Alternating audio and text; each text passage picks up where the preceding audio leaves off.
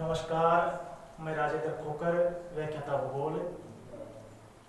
आज के चैप्टर में हम पढ़ेंगे ग्लोब, अक्षांश एवं कटिबंध। यह एक पूरा चैप्टर जिसमें ग्लोब, अक्षांश, देशांतर, समय, अंतरराष्ट्रीय तिथि रेखा एवं कटिबंध को शामिल किया जाता है। परंतु इन सब को एक साथ पढ़ने पर वीडियो बहुत अधिक बड़ा हो जाएगा, इसलिए हम इसे दो टुकड़ों में बांटकर पढ़ेंगे, जिसमें से आज हम पढ़ेंगे ग्लोब, अक्षांश एवं कटिबंध। शुरू करते हैं ग्लोब। सबसे पहले देखते हैं हम ग्लोब की परिभाषा। हमारी पृथ्वी के गोले का एक छोटा सा मॉडल जिस पर संपूर्ण पृथ्वी का सही से मानचित्र बना हुआ हो, उसे ग्लोब कहेंगे। जब हम ग्लोब को ध्यानपूर्वक देखते हैं तो हम पाते हैं कि ग्लोब पर दो प्रकार की रेखाएं बनी हुई होती है। एक प्रकार की रेखाएं जो क्षैतिज रूप से बनी हुई होती है और दूसरी प्रकार की रेखाएं जो ऊर्ध्वाधर रूप से बनी हुई होती है। इन क्षैतिज रेखाओं को देखते हैं। ग्लोब पर इस प्रकार बनी हुई इन रेखाओं को अक्षांश रेखाएं कहते हैं। अक्षांश रेखाओं का दूसरा नाम समानांतर रेखाएं भी होता है। दो अक्षांशों के बीच, मान लीजिए ये 0 डिग्री है, ये 4 डिग्री है और ये 8 डिग्री है। अक्षांशों को डिग्री से प्रदर्शित करते हैं। दो अक्षांशों के बीच 8 डिग्री और 9 डिग्री, इन दो अक्षांशों के बीच जो ये क्षेत्र है, इस क्षेत्र को जोन के नाम से जाना जाता है। ग्लोब पर ऊर्ध्वाधर रूप से खींची गई रेखाएं, जैसा कि हम यहां देखते हैं, इस प्रकार ये जो रेखाएं खींची गई है, इन रेखाओं को देशांतर रेखाएं या मध्यांतर के नाम से, मध्याह्न रेखाएं या देशांतर रेखाओं के नाम से जाना जाता है। दो देशांतर रेखाओं के मध्य का क्षेत्र, जैसा कि हम प्रदर्शित कर रहे हैं, दो देशांतर रेखाओं के मध्य के क्षेत्र को गोले कहा जाता है। जब ये दोनों ही प्रकार की रेखाएं एक साथ प्रदर्शित करेंगे तो कुछ इस प्रकार का हमें देखने को मिलेगा। ये अक्षांश रेखाएं और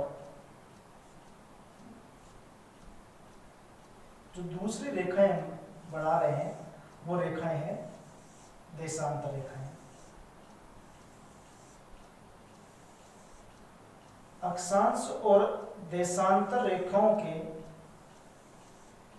इस जाल युक्त मॉडल पर जब पूरी पृथ्वी का सही से मानचित्र बना हुआ होगा तो यह ग्लोब कहलाएगा।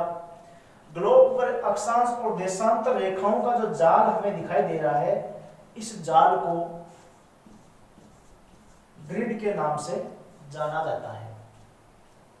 ग्लोब पर खींची गई ये अक्षांश और देशांतर दोनों ही प्रकार की रेखाएं काल्पनिक रेखाएं होती हैं। ये पृथ्वी पर वास्तविक रूप से कहीं भी खींची हुई नहीं होती है।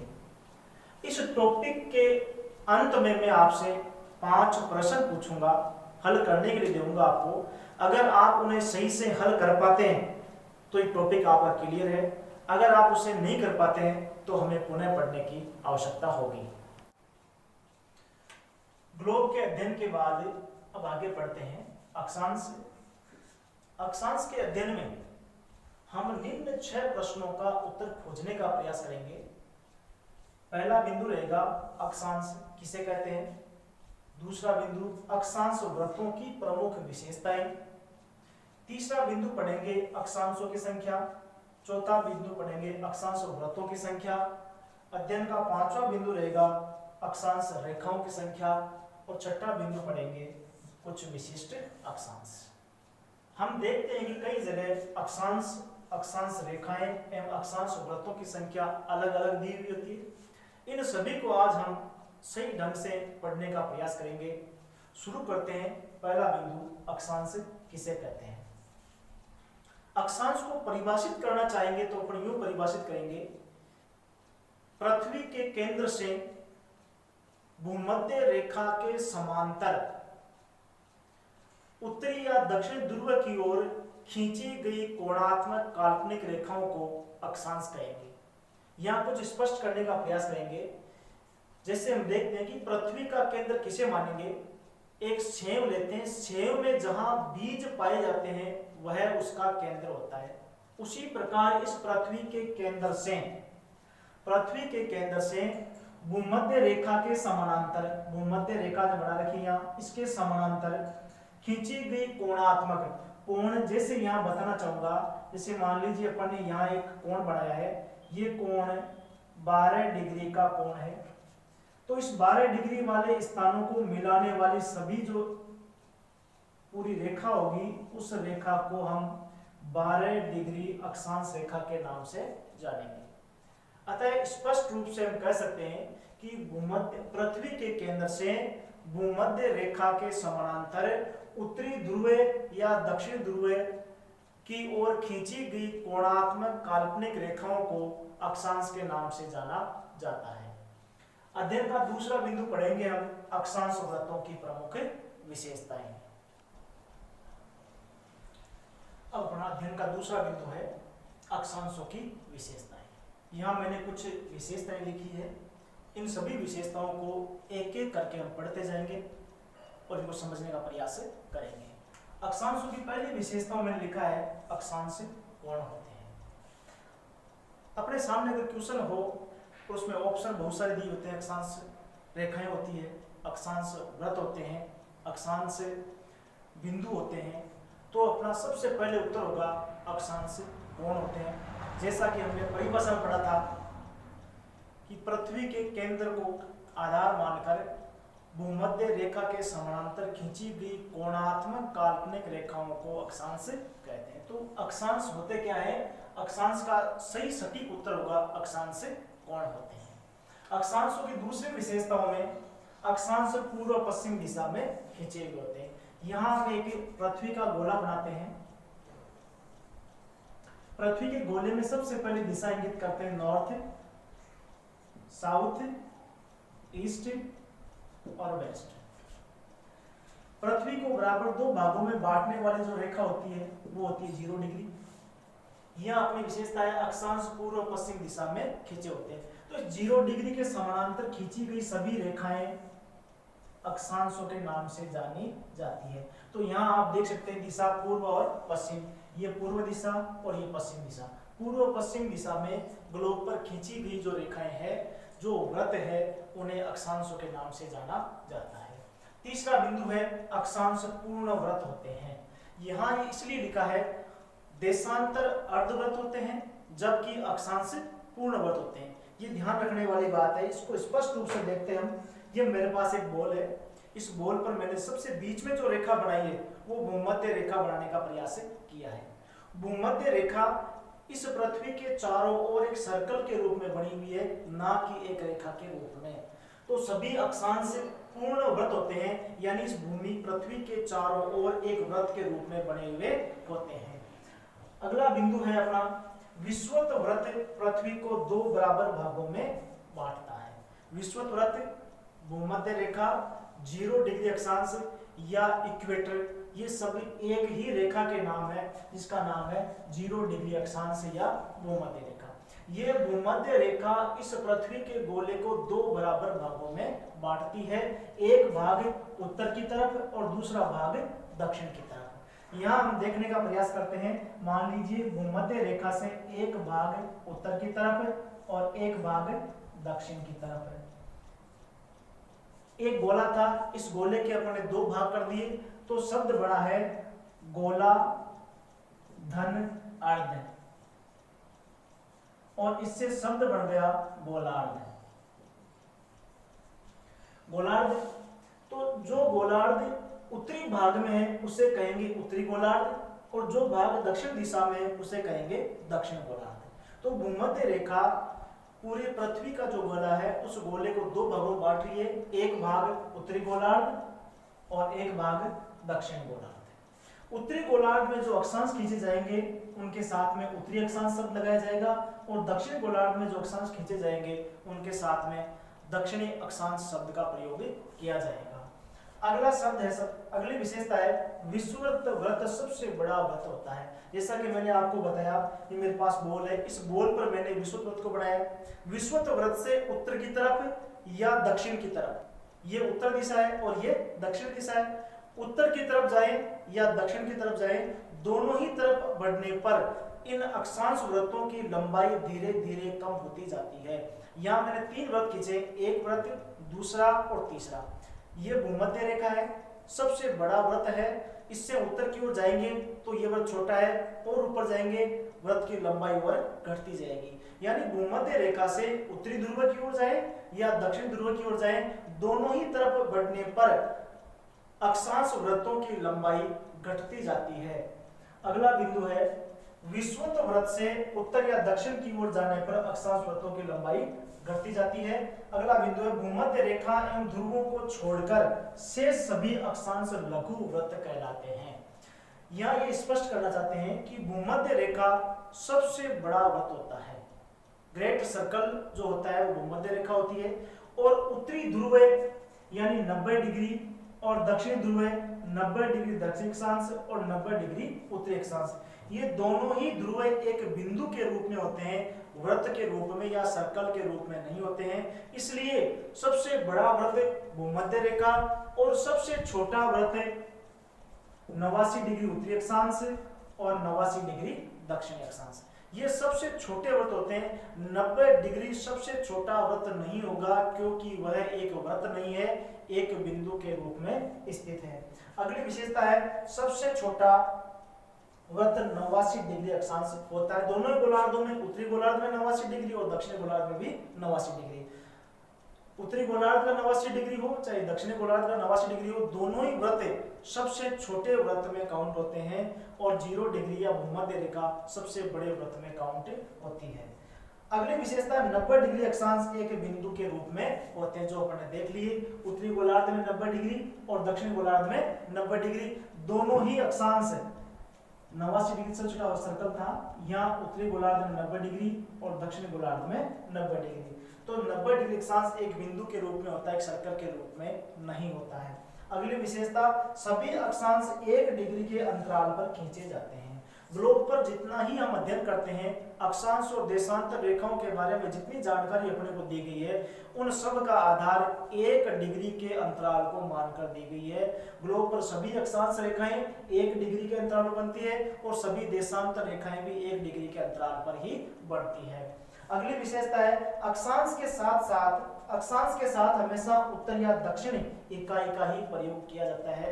यहाँ ये देखना है कि यहाँ तो अपन ने लिखा है कि अक्षांश पूर्व पश्चिम दिशा में खींचे जाते हैं। अक्षांश किस तरफ लिखे अपन ने? पूर्व पश्चिम दिशा। यहाँ ये कोई इश्यू नहीं कि पश्चिम से पूर्व या पूर्व से पश्चिम, ऐसा कुछ नहीं। दिशा होती है इनकी पूर्व पश्चिम दिशा, और इनके साथ में शब्द हमेशा या तो उत्तर शब्द का प्रयोग करेंगे और या फिर दक्षिण शब्द का प्रयोग करेंगे। अगर अक्षांश भूमध्य रेखा से उत्तरी गोलार्ध में स्थित है तो वहां उत्तरी अक्षांश शब्द का प्रयोग किया जाएगा। अगर अक्षांश भूमध्य रेखा से दक्षिण गोलार्ध में स्थित है तो यहाँ दक्षिण शब्द का प्रयोग किया जाएगा। जैसे यहाँ उदाहरण लेते हैं कि ये अक्षांश 8 डिग्री अक्षांश है, तो यहाँ लिखेंगे 8 डिग्री उत्तरी अक्षांश।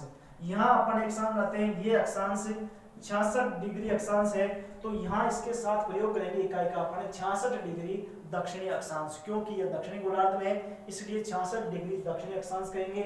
ये 8 डिग्री उत्तरी गोलार्ध में है इसलिए हम 8 डिग्री उत्तरी अक्षांश कहेंगे।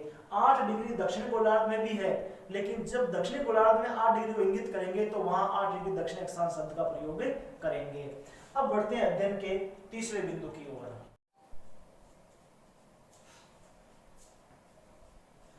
अब हम इन तीनों बिंदुओं को एक साथ पढ़ेंगे। अध्ययन का तीसरा बिंदु है अक्षांशों की संख्या, चौथा बिंदु है अक्षांश वृत्तों की संख्या, पांचवा बिंदु है अक्षांश रेखाओं की संख्या। अक्षांशों की संख्या 181, अक्षांश वृत्तों की संख्या 179, अक्षांश रेखाओं की संख्या 181। सबसे पहले देखते हैं अक्षांशों की संख्या। देखिए यहां जो संख्याएं दे रखी है उन सभी संख्याओं में आधार 1 डिग्री के अंतराल को माना गया है। अक्षांशों की संख्या वास्तविक उत्तर में अनंत होती है अंतराल नहीं दिए होने पर, लेकिन यहां हम अंतराल कितना रख रहे हैं, 1 डिग्री के अंतराल पर पढ़ रहे हैं। 1 डिग्री के अंतराल पर अक्षांशों की संख्या 181 होती है, अक्षांश वृत्तों की संख्या 179 होती है, अक्षांश रेखाओं की संख्या 181 होती है। सबसे पहले देखते हैं अक्षांशों की संख्या। मैं ये एक पृथ्वी का काल्पनिक चित्र बना रहा हूं। सबसे पहले मैंने बढ़ा दिया 0 डिग्री अक्षांश या भूमध्य रेखा। अक्षांशों की परिभाषा हमने पढ़ ली है। परिभाषा में हमने पढ़ा है पृथ्वी के केंद्र से भूमध्य रेखा के समानांतर बनाई गई कोणात्मक काल्पनिक रेखाओं को अक्षांश कहते हैं। यानी अक्षांश क्या है, अक्षांश कोण है।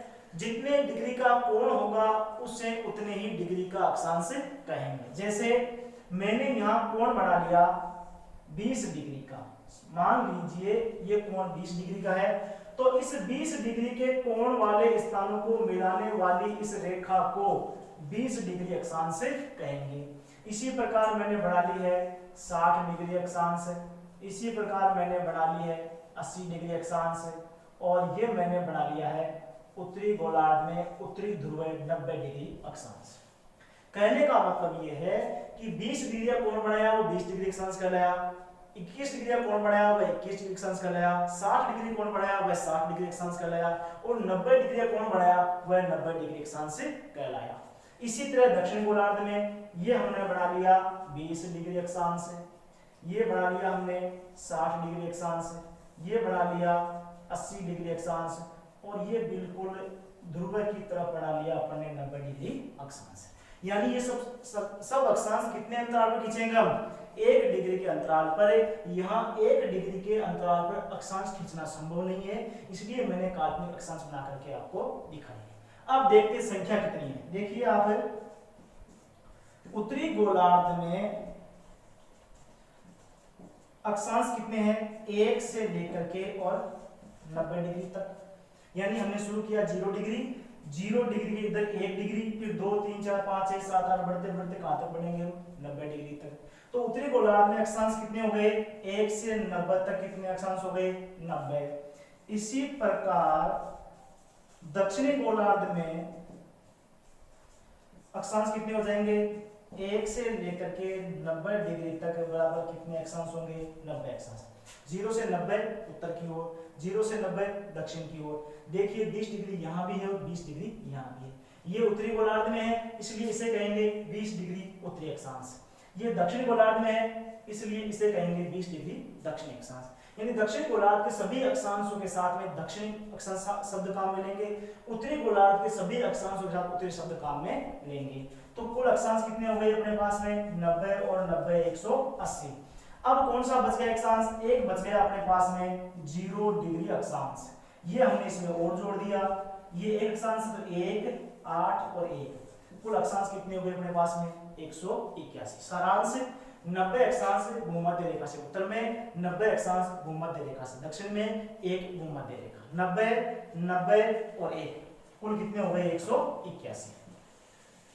अब देखते हैं अगला शब्द अपना अक्षांश वृत्तों की संख्या। अक्षांश वृत्तों की संख्या यानी कि शब्द चेंज करते ही उत्तर भी चेंज हो जाएगा। यहां शब्द था अक्षांश, यहां शब्द है अक्षांश वृत्त। देखिए उत्तरी गोलार्ध में कितने अक्षांश थे अपने पास में 90, दक्षिणी गोलार्ध में कितने थे 90, कुल अक्षांश कितने हो गए 90 और 90 180। लेकिन हमने अक्षांशों की विशेषताओं पढ़ा था कि सबसे बड़ा अक्षांश वृत्त होती है भूमध्य रेखा, से ग्रेट सर्किल के नाम से जानते हैं। भूमध्य रेखा से उत्तर की ओर जाएंगे तो भी अक्षांशों की लंबाई घटेगी, और भूमध्य रेखा से दक्षिण की ओर जाएंगे तो भी अक्षांश वृत्तों की लंबाई घटेगी। भूमध्य रेखा सबसे बड़ा वृत्त, सबसे छोटा वृत्त कौन सा होगा 89 डिग्री अक्षांश। 90 डिग्री अक्षांश एक वृत्त नहीं होता है, वो एक बिंदु के रूप में होता है, इसलिए वृत्त शब्द पूछते ही उत्तर चेंज हो जाएगा। तो उत्तरी गोलार्ध में अक्षांश कितने हैं, अक्षांश वृत्त कितने हैं, 89। 90 क्यों नहीं है, क्योंकि 90 एक बिंदु के रूप में है। दक्षिणी गोलार्ध में कितने अक्षांश वृत्त है, 89। कितने अक्षांश वृत्त है, 89। तो 9 और 9 18, 8 और 8 16 और 1 17, कुल कितने अक्षांश हो गए, 178। जबकि एक वृत्त कौन सा बच गया, 0 डिग्री, इसमें एक और जोड़ देंगे हम, प्लस 0 0 1, 8 और 1 9 7 179, कुल अक्षांश वृत्त कितने हो गए, 179। यानी कि 181 से 2 घट गए, 2 कौन से घट गए, उत्तरी ध्रुव और दक्षिणी ध्रुव, दोनों किस रूप में है, बिंदु के रूप में, इसलिए 2 वृत्त घटा दिए हमने, कुल वृत्त कितने हो गए, 179। अगला प्रश्न देखते हैं हम, अक्षांश रेखाओं की संख्या। देखिए अक्षांश वास्तव में रेखाएं होते नहीं है, अक्षांश वास्तव में होते हैं अक्षांश वृत्त। रेखा शब्द हम क्यों काम में ले रहे हैं, क्योंकि हम ग्लोब न पढ़ करके मानचित्र पढ़ते हैं। ग्लोब का अध्ययन हम बिल्कुल ही नगण्य रूप से करते हैं, कभी कभार ही पढ़ते हैं। हमारे सामने क्लास में हर समय जो सामने दिखाई देता है वो होता है मानचित्र, और हम मानचित्र को ही ग्लोब मान लेते हैं। तो मानचित्र ग्लोब, इसी ग्लोब को हम जब किसी एक कागज पर उकेरेंगे तो वह अपने सामने एक मानचित्र के रूप में आएगा। ये मैं अपने मानचित्र बना रहा हूं, ये बना दिया मैंने 0 डिग्री, 30 डिग्री, 60 डिग्री और 90 डिग्री। क्योंकि ये सभी कोण 0 डिग्री से उत्तर में है, इसलिए सब के सब क्या कहलाएंगे, उत्तरी अक्षांश। ऐसे के ऐसे मैंने दक्षिण में बना लिए, 30 डिग्री, 60 डिग्री और 90 डिग्री। ये 0 डिग्री से दक्षिण में है, इसलिए कहलाएंगे दक्षिणी अक्षांश। तो यहां देखिए आप, 0 डिग्री और 90 डिग्री की लंबाई में कोई फर्क नहीं है। जबकि ग्लोब में हमने पढ़ा था कि भूमध्य रेखा से उत्तर या दक्षिण में जाने पर अक्षांशों की लंबाई धीरे धीरे घटती जाती है और सबसे छोटा अक्षांश वृत्त होता है 89 डिग्री। लेकिन यहाँ मानचित्र पर देखने पर हम देख रहे हैं कि 0 डिग्री और 90 डिग्री में कोई फर्क नहीं है, दोनों अक्षांशों की लंबाई बराबर है। अब इस मानचित्र शब्द पढ़ेंगे उसी समय हम रेखा शब्द काम में लेंगे, ग्लोब पर रेखा शब्द काम में नहीं आएगा। इसलिए जब कभी रेखाओं का सवाल पूछा जाएगा तो उसमें मानचित्र शब्द मेंशन अवश्य किया जाएगा, रेखा शब्द ग्लोब पर नहीं पूछेंगे, ग्लोब पर केवल अक्षांश वृत्त ही पूछते हैं। अब आप स्वतः यहाँ देख सकते हैं, ये 0 डिग्री, 0 से 1 से लेकर 90 तक उत्तरी गोलार्ध में, 1 से लेकर 90 तक दक्षिणी गोलार्ध में। इन दोनों को जोड़ लेते हैं, 90 और 90 180। एक अक्षांश कौन सा बच गया, 0 डिग्री। एक अक्षांश हमने 0 डिग्री जोड़ दिया तो 0 डिग्री के जोड़ते कुल अक्षांश रेखाएं कितनी हो गई, 181, 181। यहां देखने पर भी आपको दिखाई दे रही है, वहां एक वृत्त के रूप में थी, यहां एक रेखा के रूप में। अतः हम कह सकते हैं कि तीनों प्रश्नों के उत्तर अलग अलग है। अक्षांशों की संख्या 181, अक्षांश वृत्तों की संख्या 179, अक्षांश रेखाओं की संख्या 181। अक्षांश रेखा शब्द मानचित्र पर काम में लेंगे, ग्लोब पर रेखा शब्द काम में नहीं लिया जाएगा। कटिबंध से पहले एक नजर डालते हैं विशिष्ट अक्षांशों पर। कुछ अक्षांशों का कुछ विशेषताओं के आधार पर नामकरण किया गया है, जिनको अपन देखना चाहेंगे। 0 डिग्री अक्षांश, जिसे भूमध्य रेखा एवं विषुवत रेखा के नाम से भी जाना जाता है। 23.5 डिग्री उत्तरी अक्षांश या 23 डिग्री 30 मिनट उत्तरी अक्षांश को कर्क वृत्त के नाम से जाना जाता है। 66.5 डिग्री उत्तरी अक्षांश या 66 डिग्री 30 मिनट उत्तरी अक्षांश को उत्तरी ध्रुव वृत्त या आर्कटिक वृत्त के नाम से जाना जाता है। 23.5 डिग्री, जिसे 23 डिग्री और 30 मिनट भी लिखते हैं, 23 डिग्री 30 मिनट दक्षिणी अक्षांश को मकर वृत्त के नाम से जानते हैं। 66.5 डिग्री दक्षिणी अक्षांश को दक्षिणी ध्रुव वृत्त या अंटार्कटिका वृत्त के नाम से जानते हैं। ये कुछ अक्षांश रेखाओं के विशिष्ट नाम थे जो हमसे पूछे जाते हैं। अब आगे देखते हैं कटिबंध। अध्ययन का अगला बिंदु देख रहे हैं हम कटिबंध। जैसा कि आप बोर्ड पर देख रहे हैं, पूरे कटिबंधों की संख्या है 1, 2, 3, 4, 5 और 6। पूरे ग्लोब पर 6 कटिबंध है, जिनको बताना चाहूंगा। 0 डिग्री भूमध्य रेखा से उत्तर में उष्ण कटिबंध, समशीतोष्ण कटिबंध और शीत कटिबंध। भूमध्य रेखा से दक्षिणी गोलार्ध में उष्ण कटिबंध, समशीतोष्ण कटिबंध और शीत कटिबंध। यहाँ दोनों उष्ण कटिबंध भूमध्य रेखा के उत्तर में और भूमध्य रेखा के दक्षिण में, दोनों साथ साथ आने के कारण यह क्षेत्र हमें बड़ा लगता है, जबकि बड़ा है नहीं, दोनों क्षेत्र बराबर ही है। तो भूमध्य रेखा से दोनों ओर 23.5 डिग्री उत्तरी अक्षांश और 23.5 डिग्री दक्षिणी अक्षांश तक का पूरा एरिया उष्ण कटिबंध के नाम से जाना जाता है। यानी कि कर्क और मकर व्रत के बीच का जो क्षेत्र है उसे उष्ण कटिबंध के नाम से जाना जाता है। यहाँ पूरे साल भर गर्मी अधिक पड़ती है, क्योंकि पूरे साल भर अधिकांश क्षेत्र में सूर्य किरणें सीधी पड़ती है, इसलिए क्षेत्र गर्म रहता है। गर्म रहने के कारण इस क्षेत्र को नाम दिया गया है उष्ण कटिबंधीय। उत्तरी गोलार्ध में कर्क वृत्त से उत्तर में 66.5 डिग्री तक, कर्क वृत्त से उत्तर में 66.5 डिग्री तक का एरिया है। इस एरिया को उपोष्ण कटिबंध, शीतोष्ण कटिबंध या समशीतोष्ण कटिबंध, तीनों एक ही नाम है के नाम से जाना जाता है। इस एरिया को उपोष्ण, शीतोष्ण या समशीतोष्ण कटिबंध के नाम से जाना जाता है। इस एरिया की जलवायु, इस क्षेत्र की जलवायु ना अधिक गर्म होती है और ना अधिक ठंड होती है, हमेशा एक समान सी रहती है, इसलिए नाम दिया गया है समशीतोष्ण कटिबंध। 66.5 डिग्री उत्तरी अक्षांश से 90 डिग्री उत्तरी अक्षांश तक का क्षेत्र है उसे शीत कटिबंध के नाम से जानते हैं। यहाँ पूरे 12 महीने हमेशा ठंड रहती है, बर्फ रहती है, इसलिए इस कटिबंध का नाम शीत कटिबंध नाम दिया गया है। दक्षिणी गोलार्ध में 23.5 डिग्री उत्तरी दक्षिणी अक्षांश यानी कि मकर व्रत से लेकर के 66.5 डिग्री दक्षिणी अक्षांश यानी अंटार्कटिका व्रत तक, मकर व्रत से अंटार्कटिका व्रत तक का जो एरिया है उसे समशीतोष्ण कटिबंध, उपोष्ण कटिबंध या शीतोष्ण कटिबंध, जैसा कि हमने उत्तरी गोलार्ध में पढ़ा है वैसा का वैसा क्षेत्र दक्षिणी गोलार्ध में समशीतोष्ण, उपोष्ण या शीतोष्ण कटिबंध के नाम से जाना जाता है, जिसका विस्तार मकर व्रत से अंटार्कटिका व्रत तक फैला हुआ है।